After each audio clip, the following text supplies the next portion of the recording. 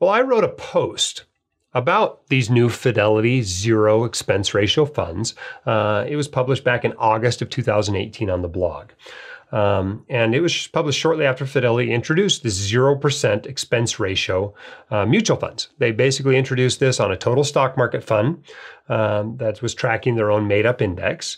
And really, it was the logical progression of a marketing strategy that they, along with Charles Schwab, have used over the last few years with some limited success in order to compete with Vanguard. I mean, Vanguard made their name, became the world's biggest mutual fund company based on low-cost index funds. So basically, Fidelity and Schwab are now competing with Vanguard on price by literally offering their index funds at a lower expense ratio. Now, it's not significantly lower. When you got your expense ratios down to 0.05% a year, it really doesn't matter if it's 0.05 or 0.04 or 0.03 or zero. But they're able to say, we charge less than Vanguard does on these funds. And basically, here's the way it works, right? Vanguard's got this total stock market index fund at 0.04%. Fidelity's total market index premium fund had an expense ratio of 0.015%, and Schwab's total stock market index fund had an expense ratio of 0.03%. So all of a sudden, an investor who's been told that expenses matter assumes that differences of 1 to 3 basis points matter. Well, I guess they matter, but they just don't matter very much. And in fact, once you've gotten down to the differences of less than 10 to 20 basis points, they matter a whole lot less than some other things. So that principle still applies with the natural continuation of this strategy to a 0% ER that's happened at Fidelity over the last couple of years. So if you look at them, what they've got is they've got a zero total market index fund. The ticker is FZROX, and a zero international index fund with the ticker FZILX.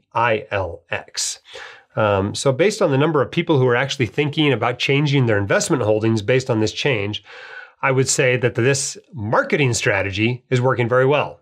Notice that I said this is a marketing strategy and not an investing strategy. If I was more cynical, I'd just call it a publicity stunt. There's no actual new investing strategy going on here. It's the same old investing strategy. You buy all the stocks, you hold them, you keep your costs and taxes down, and in the long run, your money grows at the same rate as the market. And if you save enough, you eventually become financially independent. Nothing's really different about the fact that the expense ratios went to 0%.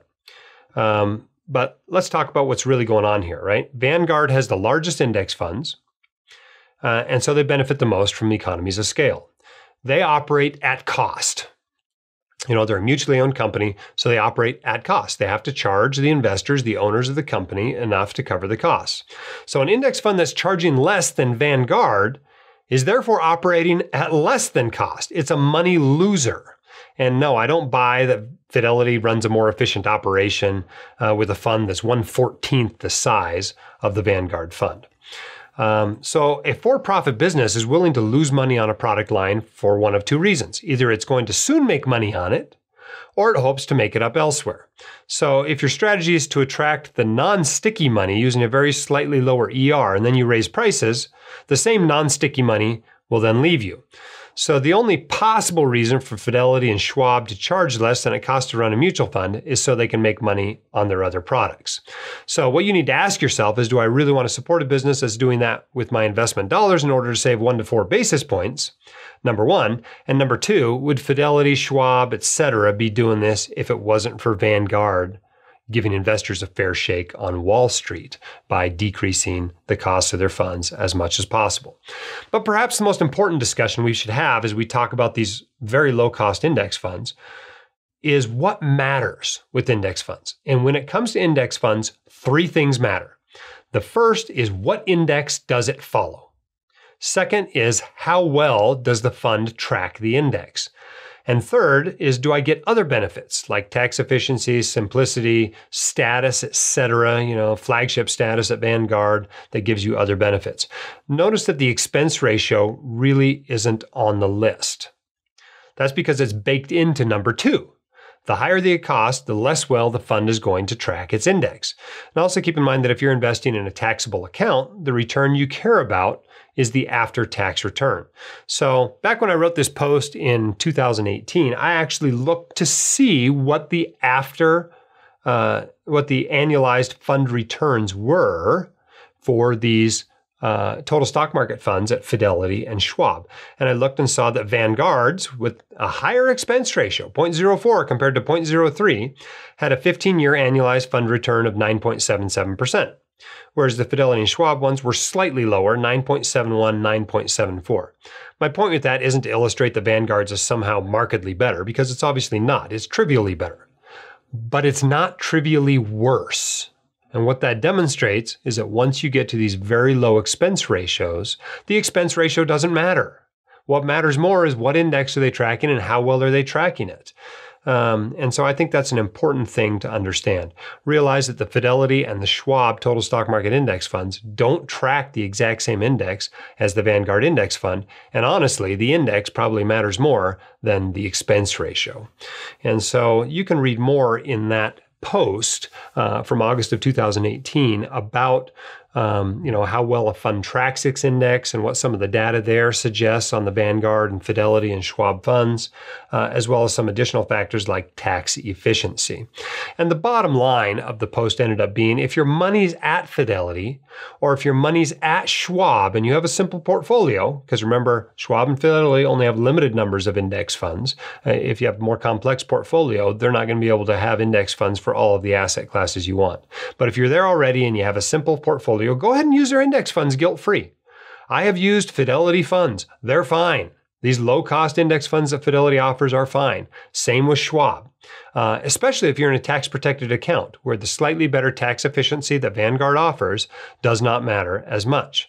But if your money's at Vanguard like mine is already, there's no reason to switch based on the trivial differences in these expense ratios. And you certainly don't want to pay any capital gains taxes to switch from one to the other. But the reason that Vanguard is the biggest mutual fund company in the world is that they've earned the trust of millions of investors by doing the right thing over and over and over and over again for decades. Are they perfect? Not even close. And we're going to talk about that in just a minute. But ownership matters, and at Vanguard, you're the owner. So I encourage you to show a little loyalty to the company and not bail on it just because Schwab or Fidelity comes out with a fund that's a couple of basis points lower. Now, there are some issues at Vanguard. One of the big issues, I think, is their customer service. I don't think they have done a great job keeping up with the growth that they've had over the last 5, 10, 15 years. It has been the fastest growing mutual fund company on the planet. It really has grown very quickly as it's gathered assets, as people have realized, oh yeah, index funds are a good idea. Keeping costs low are a good idea. And I don't think their customer service has kept pace, quite frankly. They try to keep costs low. They try to run it at cost, but they've probably been too skimpy on their customer service. They probably should have charged a little more to the investors, to the owners, and spent a little bit more money on making sure that there's plenty of people behind the phone lines and that those people are well trained. And so because Schwab and Fidelity are offering these low-cost funds, just like Vanguard is, and they tend to offer better customer service, you can hardly blame somebody for going to Fidelity or Schwab and housing their assets there. I mean, you can buy the low-cost funds at Schwab or Fidelity, or you can just buy the Vanguard ETFs for very low commissions. They're $5 or $6 at both Schwab and Fidelity to have a commission when you buy and sell the ETFs. And so that's a totally reasonable approach to have if you want to have a little bit better customer service experience. A couple other things people complain about at Vanguard. Their individual 401k still doesn't allow IRA rollovers into the 401k, and that's annoying. So a lot of people looking to buy or looking to open an individual 401k have to go elsewhere. Maybe that's why this questioner has his I-401k at Fidelity, just like I do. Mine's for a little bit different reason, because Vanguard's cookie cutter plan didn't allow me to do mega backdoor Roth IRA contributions. I wrote about that on the blog if you're interested in that. But they don't allow IRA rollovers. And so that's a reason people haven't gone there. Another problem people have is when they go to do their backdoor Roth IRA every year. I mean, you should be able to do the conversion step the day after you do the contribution step. And a lot of times Vanguard's making you wait 2 or 3 or 7 days until everything settles in between the contribution and the conversion step. It's annoying to check back there every day for a week to see if you can finally do it. You should be able to do it 10 minutes later. And if you go to Fidelity, you can do that. And so these little customer service things are starting to drive Vanguard investors nuts. And I think if they're not a little bit more careful, they may see that they've really got serious competition for gathering assets. Some people have wondered, is Vanguard going to become like iShares, right? Look at what iShares does, right? They don't have this big brokerage they run. They don't run these 401ks and all this other stuff. All they do is they run the funds. They run the ETFs. And so they do a great job running them, these index ETFs at very low cost, and then they're purchased at other brokerages like Vanguard and Fidelity and Schwab and TD Ameritrade. And maybe Vanguard's pathway is eventually to get there. But I think that's a real travesty. I think it is great to have a real mutual fund / brokerage company that's owned by the investors, that's run at cost. I just think they need to put a little more focus into handling their growth better and getting their customer service on par with Fidelity and Charles Schwab. And so I'm hopeful they'll do that. I'm obviously thankful for what Vanguard's done. I'm thankful for what Jack Bogle did. But more and more people are going to be asking Vanguard, what have you done for me lately?